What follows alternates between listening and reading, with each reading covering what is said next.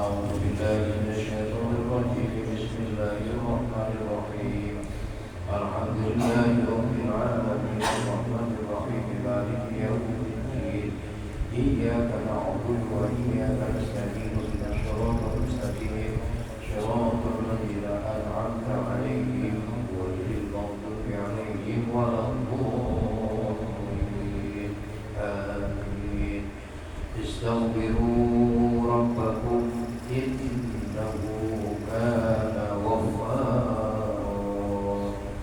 اللهم أنت ربي لا إله إلا أنت خلقتني وأنا عبدك وأنا على عهدك ووعدك ما استطعت. أعوذ بك من شر ما صنعت. أبوء لك بنعمتك علي وأبوء بذنبي فاغفر لي فإنه لا يغفر الذنوب إلا أنت. اللهم أنت ربي لا إله إلا أنت خلقتني وأنا عبدك وأنا على عهدك ووعدك ما استطعت. أعوذ بك من شر ما صنعت. أبوء لك بنعمتك علي وأبوء بذنبي فاغفر لي فإنه لا يغفر الذنوب إلا أنت. اللهم أنت ربي لا إله إلا أنت خلقتني وأنا عبدك وأنا على عهدك ووعدك ما استطعت. أعوذ بك من شر ما صنعت. أبوء لك بنعمتك علي وأبوء بذنبي فاغفر لي فإنه لا يغفر الذنوب إلا أنت.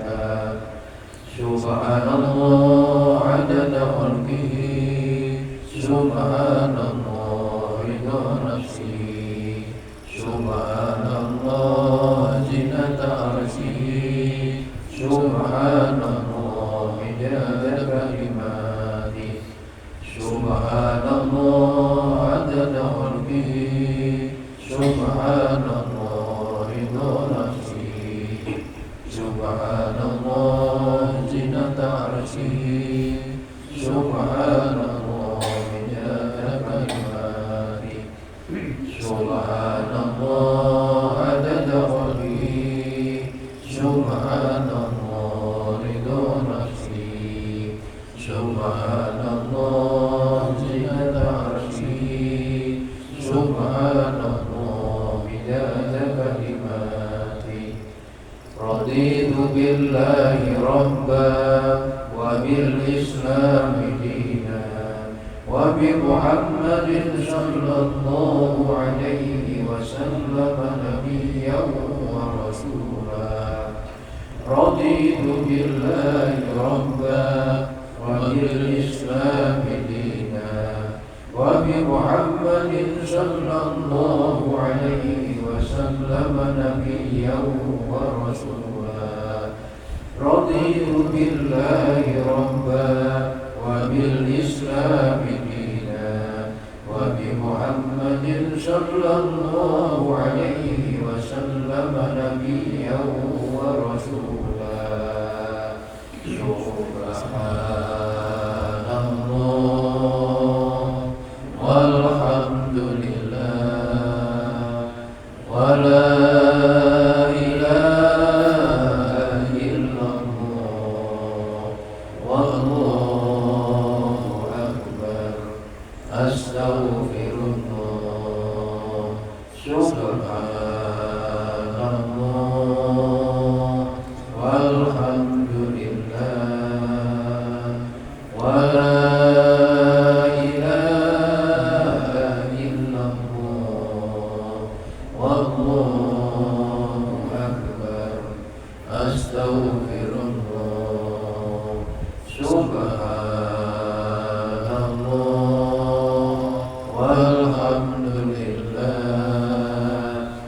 ولا إله إلا الله والله أكبر أستغفر الله لا حول ولا قوة إلا بالله العلي العظيم. Bismillahirrahmanirrahim. Assalamualaikum warahmatullahi wabarakatuh. Waalaikumsalam warahmatullahi wabarakatuh. Alhamdulillah. Alhamdulillahilladzi bi nikmatihi tatimmus shalihat. Asyhadu an la ilaha illallah wahdahu la syarika lah. Wa asyhadu anna Muhammadan abduhu wa rasuluhu la nabiyya ba'dah. Allahumma shalli ala sayyidina wa maulana Muhammadin wa ala alihi wa ashabihi wa man tabi'ahu ila yaumil qiyamah. Amma ba'du, faqad qala Allah ta'ala fi kitabihir rahmah. A'udzu billahi minasy syaithanir rajim. Wattaqu yawman turja'una fihi ila Allah summa tuwaffa kullu nafsin ma kasabat wa hum la yuzlamun. Wa qala an-nabiy sallallahu alaihi wasallam isnani la yunzuru ilaihima yawmal qiyamah Qatibur rahim wa jarus subuh. Rawahu Tirmidzi. Jamaah salat subuh Masjid At-Thariq yang sama-sama dimuliakan oleh Allah Subhanahu wa taala. Yang pertama, kita sampaikan puji dan syukur kehadirat Allah Subhanahu wa taala yang telah memberikan karunia-Nya, hidayah dan hidayahnya kepada kita masing-masing sehingga kita bisa melaksanakan satu kewajiban kita yang ibadah sholat subuh. Dan alhamdulillah kita bisa menjalankannya dengan berjamaah. Mudah-mudahan segala amal ibadah yang kita lakukan atau yang sudah senantiasa kita niatkan untuk kita laksanakan senantiasa diterima, diridhoi, diberkahi oleh Allah Subhanahu wa taala dan menjadi sebabnya dosa-dosa dan kesalahan kita semuanya mendapatkan maghfirah, mendapatkan ampunan dari Allah Subhanahu wa taala. Amin Allahumma amin. Kita sampaikan salam takdim kepada junjungan kita Nabi Muhammad sallallahu alaihi wasallam. Semoga kita semuanya tergolong hamba-hamba Allah yang telah mendapatkan syafaat dari Nabi kita Muhammad sallallahu alaihi wasallam. Oleh karenanya, selama kita masih berada di dunia ini, marilah kita bersama-sama memperjuangkan diri kita masing-masing, saling bantu satu dengan yang lainnya agar kita betul-betul diakui, dicatat sebagai umatnya Nabi kita Muhammad sallallahu alaihi wasallam. Yang ketiga, saya mohon maaf bahwa pada hari Sabtu kemarin tidak bisa hadir. Saya tidak sempat untuk memberitahu Pak Ayo berjamaah karena saya menengok orang tua dipanggil datang. Maklum orang tua sudah uzur, sudah hampir 90. Jadi dipanggil pulang, sekalinya di rumahnya itu diberitahu atap rumahnya roboh. Ya, jadi saya mohon maaf, kebetulan pas Ahad malam Senin itu ada acara haul daripada Gus Dur di pondok pesantren Kebukiran. Kebetulan tidak terlalu jauh dengan rumah, jadi saya alhamdulillah mengikuti kegiatan acara haul Gus Dur. Dan insya Allah nanti tanggal 5 Januari haul guru ijari. Nah, mudah-mudahan kita yang berangkat atau yang tidak berangkat mendapatkan keberkahan dari Allah Subhanahu wa Ta'ala. Baik. Satu hadis yang pagi hari ini untuk sama-sama kita cermati dalam rangka untuk kita memperkokoh keimanan dan ketauhidan kita, memperkuat keislaman kita masing-masing. Hadis ini diriwayatkan oleh Imam Daimoni. Isnani la yunzuru ilaihima yaumal qiyamah. Kata Nabi, ada dua golongan yang tidak dilihat. Ini mabninya mabni majhul, diawali dengan harokat zoma. La yunzuru maknanya tidak dilihat, tidak diperhatikan. Kalau layang dulu tidak melihat, tapi ini tidak dilihat, tidak diperhatikan. Dua golongan itu nanti di yaumil qiyamah tidak diperhatikan, tidak dihiraukan oleh Allah Subhanahu wa Ta'ala. Siapa ini? Nah, kira-kira pertanyaannya sampean dan saya, apakah rela dan senang tidak diperhatikan oleh Allah nanti di yaumil qiyamah? Orang yang tidak diperhatikan oleh Allah di yaumil qiyamah berarti orang itu sebagai calon penghuni neraka. Maka kita mencari, berupaya untuk mendapatkan perhatian Allah, kasih sayangnya Allah. Artinya tidak diperhatikan ini tidak mendapatkan kasih sayang, tidak mendapatkan rahmatnya Allah. Karena tidak mendapatkan rahmatnya Allah, maka di yaumil qiyamah penuh dengan kesengsaraan. Dan golongan yang tidak diberikan rahmat, tidak diberikan kasih sayang oleh Allah, tidak diperhatikan oleh Allah di yaumil qiyamah, dikatakan oleh Nabi ada dua dalam hadis yang diriwayatkan oleh Imam Daimoni. Isnani la yunzuru ilaihima yaumal qiyamah. Dua golongan yang tidak akan diperhatikan, tidak akan mendapatkan rahmatnya Allah di yaumil qiyamah. Yang pertama adalah qati'ur rahim, orang yang memutuskan tali silaturahim. Jadi satu di antara cara kita untuk memperkokoh tali silaturahim, di antaranya setiap selesai sholat, kadang-kala kita tidak lupa bersaling musyafah, bersalam-salaman. Ketika bersalam-salaman ikhlas, ridho satu dengan yang lainnya, maka saat itu berkuburanlah dosa-dosa kita.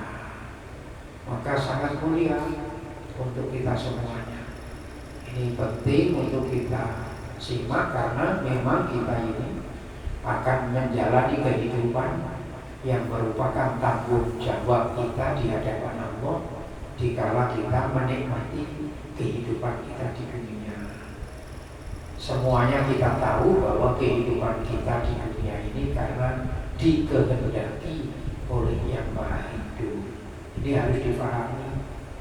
Karena saya dan sampean itu hidupnya dikehendaki, bukan kehendak sampean, maka saya dan sampean harus ikhlas dan rindu, sehingga menjalani hidupnya akan memperoleh ketenangan dan kebahagiaan.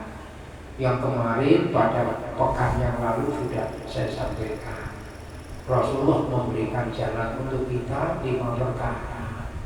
Di antaranya kita hendaknya meninggalkan hal-hal yang diharamkan, yang dilarang. Lalu yang kedua, ridho terhadap keputusan atau qada dan qadarnya Allah. Sementara kita hidup ini dikehendaki oleh Allah, maka semua yang ada pada diri kita ini adalah atas keputusan dari Allah. menyadari bahwa apa yang ada pada dirinya adalah keputusan Allah, ketentuan Allah, maka sebagai orang yang beriman menerima dengan ikhlas. Maka kemarin saya sampaikan ada 3 yang menjadi pokok dalam kehidupan kita. Yang pertama, kita sebagai hamba wajib atasnya untuk ikhtiar. Agar kita dikasih sayangi Allah, kita ikhtiar melakukan perintahnya. Itu bentuk ikhtiar kita sebagai bukti syukur kita kepada Allah. Lalu kita berdoa memohon kepada Allah karena kita sadar betul sedikit pun kita tidak ada kekuatan. Lalu memohon kepada Allah atas pertolongannya. Sampai Nabi mengingatkan kita, la tada'anna fi duburi kulli sholatin antakula Allahumma a'inni ala zikrika wa syukrika wa husni ibadati. Tidak diperkenankan oleh Nabi kita selesai sholat meninggalkan sholat sebelum kita memohon pertolongan kepada Allah. Yang pertama, agar dalam menjalani hidup senantiasa kita ingat dengan Allah. Kita datang dari Allah, kita dicipta oleh Allah, kita ditugaskan hanya untuk beribadah kepada Allah. Lalu yang nomor 2, kita senantiasa memohon pertolongannya karena kita tidak punya kemampuan sedikit pun. Lalu kita mohon yang ketiganya agar kita menjadi orang yang senantiasa beribadah dengan baik. Wa husni ibadati. Ibadah dengan baik itu ibadah yang terhindar dari nilai-nilai untuk memperoleh kedudukan, untuk memperoleh pujian dari selain Allah. Nah, ini dijaga. Nah, di sini disebutkan dalam hadis yang kita baca pagi hari ini, orang yang tidak bakalan mendapatkan perhatian dari Allah itu di yaumil qiyamah adalah orang yang memutuskan tali silaturahmi. Ini diancam oleh Allah, kata Nabi begitu, tidak diperhatikan. Maka dalam hadis yang lain sampai sudah hafal, la yadkhulul jannata qati'ur rahim. Tidak bakal masuk ke dalam surga orang yang memutuskan tali silaturahmi. Ini. Lalu bagaimana Pak dengan yang orang mengucapkan 2 kalimat syahadat? Dia kan sudah mengucapkan syahadat. Artinya tidak bakalan untuk masuk ke dalam surga dengan langsung, harus diproses dulu. Orang yang tidak mengucapkan 2 kalimat syahadat dengan ikhlas dijamin masuk surga. Selesai nanti dicuci, dibersihkan oleh Allah Subhanahu wa Ta'ala. Maka ada tauhidnya yang senantiasa kelak akan muncul, membuktikan dirinya sebagai orang yang beriman kepada Allah. Maka saya dan sampean semuanya harus husnuzon dengan kalimat tauhid yang senantiasa ada pada diri kita. Nah, mudah-mudahan karena kita kepingin untuk masuk ke dalam, dimasukkan ke dalam surga bighairi hisab, maka Rasulullah mengingatkan yang tidak mendapatkan perhatian dari Allah Subhanahu wa Ta'ala di antaranya adalah orang yang memutuskan tali silaturahmi. Tapi karena dirinya masih tetap dalam ketauhidan, pasti berdasarkan hadis Nabi jaminan masuk surga ada. Bukan kok masuk neraka atau di neraka selama-lamanya, tidak. Akan dibersihkan dulu apa sebabnya menjadi tergolong orang yang memutuskan tali silaturahmi. Hati-hati. Lalu yang kedua, wajah rusuh.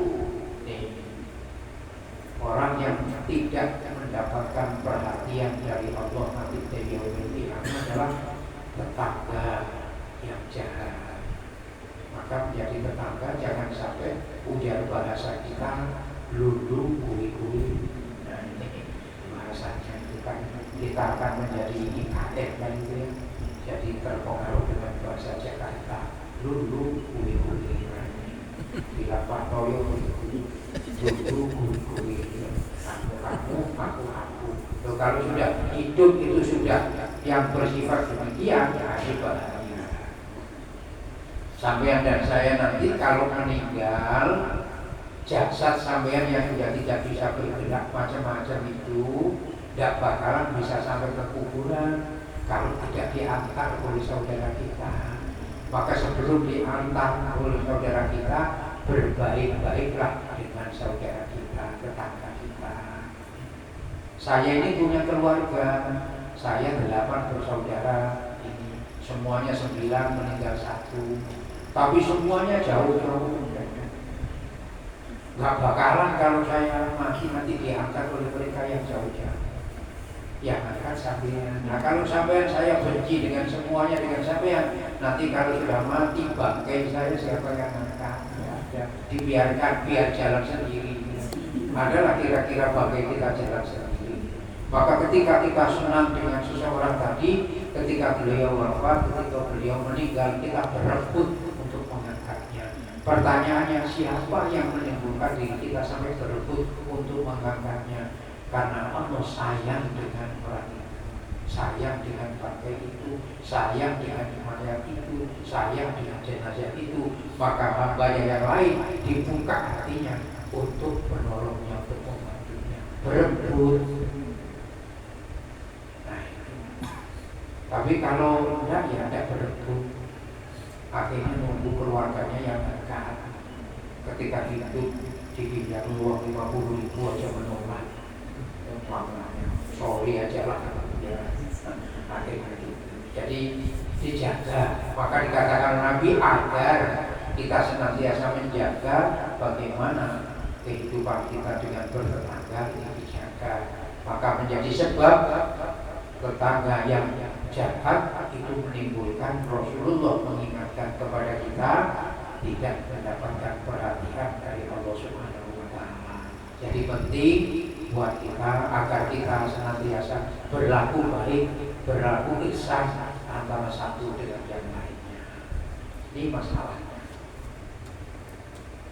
Kadang-kadang kita punya teman yang non muslim, terus teman kita tadi meninggal, kita hadir, bolehkah kita ikut mengangkat jenazahnya? Boleh.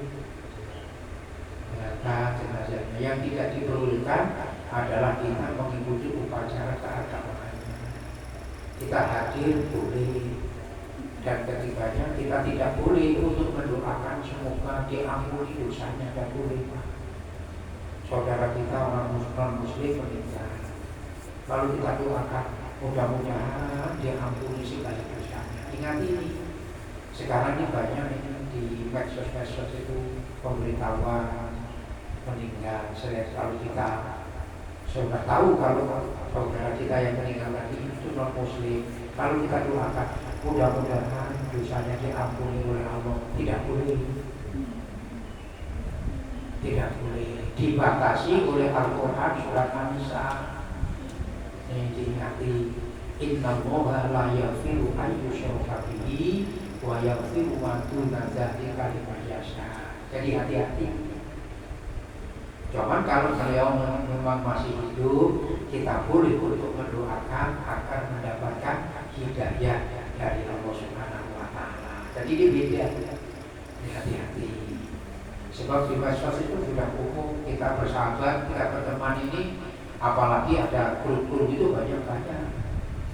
Apalagi seperti saya kemana-mana di FKUB, di HAUB itu banyak teman-teman yang non muslim, ada Hindu, ada Buddha, ada Konghucu, ada Kristen, ada Protestan itu, ada Katolik itu. Terus meninggal, beritahu. Kalau memberitahu, kita tidak boleh untuk mendoakan supaya diampuni dosanya oleh Allah Subhanahu wa Ta'ala. Dosa yang dilakukan oleh orang yang tidak bertauhid, tidak beriman kepada Allah, tidak bakalan untuk mendapatkan pengampunan dari Allah Subhanahu wa Ta'ala. Ini dosa orang yang beriman, orang muslim, orang yang bertauhid. Umpamanya ada saudara kita, tetangga kita, atau teman kita yang meninggal, dia Islam, dia beriman kepada Allah, mengucapkan sudah 2 kali syahadat Islam, tapi sholatnya macam-macam juga dilakukan, lalu meninggal. maka berhak baginya untuk mendapatkan doa daripada kita. Soal nanti diampuni atau tidak bukan urusan kita, tapi urusan Allah Subhanahu wa Ta'ala. Jangan sampai nanti kalau ada tetangga atau keluarga kita atau saudara kita yang meninggal, dia tak pernah sholat padahal dia orang Islam, lalu kita tidak doa, tidak boleh, maka wajib atasnya untuk kita sholati. Dan sholat itulah diantaranya doa yang kita sampaikan kepada Allah untuk yang bersangkutan. Maka di dalam sholat jenazah itu ada doa yang sampai sudah kenal. Setelah kita takbir pertama baca Fatihah, terus takbir yang kedua kita membaca sholawat, takbir yang ketiga kita berdoakan Allahumma firlahu warhamhu wa'afihi wa'afu. Kalau mayatnya perempuan Allahumma firlaha warhamha sampai seterusnya. Nanti biasanya kalau di kita sini, di khususnya umumnya di Indonesia, terkhusus lagi di Samarinda, nanti di takbir yang keempat kalau kita mendoakan juga Allahumma la tahrimna ajrahu wa la taftinna ba'dahu. Kalau di Arab sana, di negara Arab itu takbir yang ketiga dipakai untuk berdoa Allahumma firlahu warhamhu wa'afihi wa'afu sampai Allahumma la tahrimna ajrahu wa la taftinna ba'dahu wa firlahu wa'afu. Terus takbir yang keempat langsung biasa. Setelah takbir yang keempat tidak ada bacaan doa lagi, langsung biasanya cukup setelah takbir Allahu Akbar terus assalamualaikum warahmatullahi sampai wabarakatuh, assalamualaikum warahmatullahi wabarakatuh. Kalau di tempat kita di sini itu biasanya takbir yang keempat masih digunakan untuk berdoa. Itu boleh kelompok daripada pada Syafi'i mengajarkan demikian. Baik. Berikutnya ini mari kita lihat pada hadis yang diriwayatkan oleh Imam Ahmad dari Mahmud bin Labaid. Hadisnya pendek, lebih panjang daripada yang tadi. Isnani yakrohuma ibnu Adam yakrohul mauta wal mautu khairun lahu minal fitnah wa yakrahu illatal mali wa illatul mali aqallu lil hisabi rawahu Ahmad. Ada dua perkara, dua macam yang senantiasa dibenci, tidak disenangi oleh manusia, termasuk kita. Apa dua macam ini? Dan saya yakin, seyakin-yakinnya sampai yang pasti tidak senang. Yang pertama yang tidak disenangi, dibenci oleh manusia itu adalah kematian. Pasti sampai di sini tidak ingin segera cepat-cepat mati. Sehingga kalau sakit lalu berobat supaya hidupnya sehat. Itu karena tidak ingin cepat-cepat mati. Padahal mati tidak bisa dihindari. Dan mati itu bisa untuk memutus daripada fitnah. Makanya itu diajari kalau kita sholat jenazah, walaupun itu orangnya itu mohon maaf kelakuannya tidak baik dan sebagainya, itu biasanya selesai kita melakukan sholat, lalu jamaah diajak untuk bersaksi. Mari sama-sama kita bersaksi bahwa beliau ini adalah orang yang baik. Padahal kelakuannya datang karuan, tapi kita tetap. Mari kita menjadi saksi di hadapan Allah bahwa hamba Allah ini beliau ini adalah baik. Pasti sampai kalau orangnya baik, jangan manusianya tadi baik, sampai sangat tak baik. Tapi kalau sampai tahu bahwa orangnya itu tidak baik, yang membuli, yang mengucap baik itu jarang. Jadi pelan-pelan itu adalah kan. Jadi biasanya gitu. Baik ini juga ada maksudnya. Ada dua baik karena memang dia perilakunya baik. lalu kita saksinya hambanya Allah menyatakan bahwa dia ini betul-betul menjadi hamba Allah yang baik. Baik yang kedua, karena ini sudah diputus oleh Allah, sudah cukup sampai di situ saja, sehingga tidak menimbulkan fitnah. Maka kita mengatakan baik, tidak menimbulkan fitnah kesana kemari tidak. Selama dia masih dalam keadaan bertauhid. Tapi kalau tidak bertauhid kepada Allah Subhanahu wa taala tidak boleh. Jadi dijaga. Nomor 2 yang sampean dan saya membencinya. Ini pasti saya yakin dan saya tidak mengingkarinya. Apa yang kedua itu? Wa yakrahu qillatal mal. Menjadi miskin. Siapa yang senang jadi miskin? Saya tanya sampai angkat tangan yang ingin jadi miskin. Saya doakan mudah-mudahan kaya. Enggak, saya doakan semoga miskin. Orang miskin itu benar. Miskin, anaknya banyak, anaknya nangis-nangis, karena nggak ada yang dimakan. Bukan main pedihnya hati. Miskin. Maka kenapa sampai miskin itu masuk dalam kelompok yang berhak untuk menerima zakat? Karena miskin, penderitaan miskin itu gak gampang-gampang. Sampai saking bahaya besarnya miskin itu, Nabi mengingatkan kadzal faqru ayyakuna kufron. Hati-hati kepada kefakiran, kemiskinan, karena mudah untuk menimbulkan kekufuran. Hati-hati. Maka tidak ada satupun di antara kita ingin menjadi orang miskin.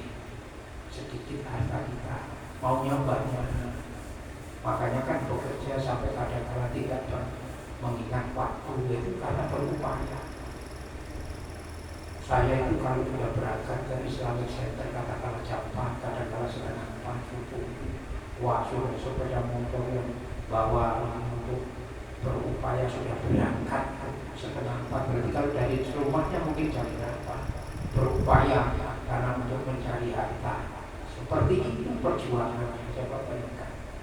Akan menjadi rugi kalau perjuangan yang demikian itu lalu dia meninggalkan kewajibannya terhadap Allah Subhanahu wa taala. Sholatnya ditinggal, umpamanya rugi. Nah ini karena tidak dilandasi dengan dasar keimanan, takut kemiskinan yang menimpa dirinya tadi, lalu lupa terhadap zat yang menciptakan kemiskinan. Padahal miskin itu ciptaannya, kehendaknya Allah Subhanahu wa taala. Itu. Satu pun di antara kita tidak ada yang ingin miskin. Maunya kaya. Siapa yang menentukan? Sementara kita sudah tahu dengan hadis Nabi diingatkan ketika kita masih ada di alam rahimnya ibu kita masing-masing, kita sudah dicatat, ditulis berikan rezeki, ditentukan rezekinya oleh Allah Subhanahu wa taala. Oleh karena itu kita tidak boleh untuk memandang remeh dan memandang rendah terhadap orang yang miskin. Bagi kita orang yang diberikan kecukupan, maka orang miskin dijadikan sarana untuk kita beribadah kepada Allah Subhanahu wa taala. Padahal waqillatul mali aqallu lil hisab. Sedikitnya harta itu justru bagi kita yang sadar menjadikan sebabnya sedikitnya perhitungan amal kita, perhitungan beban kita. Itu masalahnya. Maka Nabiullah Sulaiman alaihissalam yang seorang raja sekali itu nabi, orang yang kaya raya, namanya raja kaya raya. Itu kalau subuh itu sebelum atau selesai sholat subuh itu beliau cari orang-orang yang miskin, lalu duduk bersama-sama. Kita miskin sama miskin, mari kita sama-sama. Padahal Nabiullah Sulaiman alaihissalam kaya bukan main, tapi sukanya duduk bersamaan dengan orang-orang miskin. Kenapa? Karena beliau sadar sebenarnya apapun harta yang ada pada dirinya, hakikatnya bukanlah miliknya, itu semuanya miliknya Allah Subhanahu wa Ta'ala. Maka manusia yang merasa dirinya kaya, itu dirinya lupa bahwa semua yang ada pada dirinya hakikatnya miliknya Allah Subhanahu wa Ta'ala. Lalu pertanyaannya muncul, pantaskah hal yang demikian menjadi apa kebanggaan dan kesombongan kita? Dan ini pertanyaan besar untuk kita. Maka Nabi mengingatkan, yang pertama tadi kita takut benci terhadap kematian, padahal mati itu bisa untuk menjadikan sebabnya terputus dari fitnah. Lalu yang kedua, kita takut, kita benci terhadap kemiskinan, padahal kata Nabi, miskin atau sedikitnya harta itu menjadi sebabnya sedikitnya hisab atau perhitungan yang ada pada diri kita. Kalau harta kita banyak, nanti kita akan mendapatkan pertanyaan yang banyak. Dari mana, dari mana, dari mana. Saya yakin kalau ibu-ibu saya tanya, kira-kira jumlah sendoknya sampai berapa di rumah. Nah, mungkin tidak bisa dijawab berapa punya. Jangankan sendok, mungkin bajunya saja mungkin saya tanya berapa, tidak bisa untuk menyebutnya. Saking banyaknya. Tapi semuanya tadi akan menjadi pertanyaan. Sebab Rasulullah memberitahu kepada kita, wa an malihi min aina iktasabahu wa bima anfaqahu. Harta yang ada pada dirinya dari mana didapatkan. Semuanya akan menjadi tanggung jawab. Nah, ketika harta yang dititipkan oleh Allah kepada kita sedikit, maka kelak pertanyaannya pun sedikit. Semakin banyak harta yang dititipkan oleh Allah Subhanahu wa Ta'ala, semakin banyak beban yang ditanyakan kepada kita. Jadi kalau begitu, kira-kira kita senang miskin atau senang kaya? Siapa yang ingin menjawab senang miskin? Tidak bakalan. Maka itu setiap orang pasti benci dengan kemiskinan. Tapi mari kita perjuangkan berdasarkan Al-Quran itu. Apa kata Al-Quran itu? Diingatkan oleh Allah Subhanahu wa Ta'ala, wabtaghi fima atakallahu ad-darul akhirah wa la tansa nasibaka minad dunya. Kita siapkan hidup kita nanti di akhirat dengan berbagai macam amal ibadah. Tapi karena kita hidup di dunia, jangan sampai kita mensia-siakan keperluan kita, kepentingan kita untuk hidup di dunia. Maka kita cari dunia sebagai sarana untuk ibadah kita kepada Allah Subhanahu wa Ta'ala. Dua hadis hari ini sama-sama kita pahami, dan mudah-mudahan kita selalu mendapatkan hidayah dari Allah Subhanahu wa Ta'ala. Akhirnya kita berharap kepada Allah semoga kita semuanya dimatikan dalam keadaan husnul khotimah. Al-Fatihah.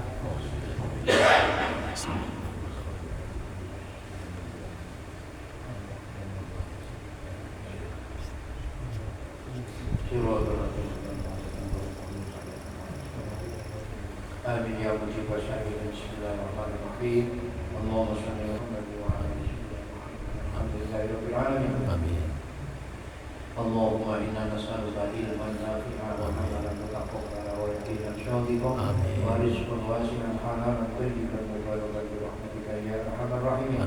Allahumma inna na'udzubika min ilmin la yanfa'u wa qalbin la yakhsha wa 'amalin la yuf'al wa tu'min la yusma'. Rabbana atina fid dunya hasanah wa fil akhirati wa qina adzabannar. Walhamdulillahirabbil alamin. Kita akhiri bersama dengan membaca doa kafarat majlis. Bismillahirrahmanirrahim. Subhanallahumma wa bihamdika wa asyhadu an la ilaha illa anta astaghfiruka wa atubu ilaik. Wallahu muwaffiq ila aqwamit thoriq. Wassalamu alaikum warahmatullahi wabarakatuh.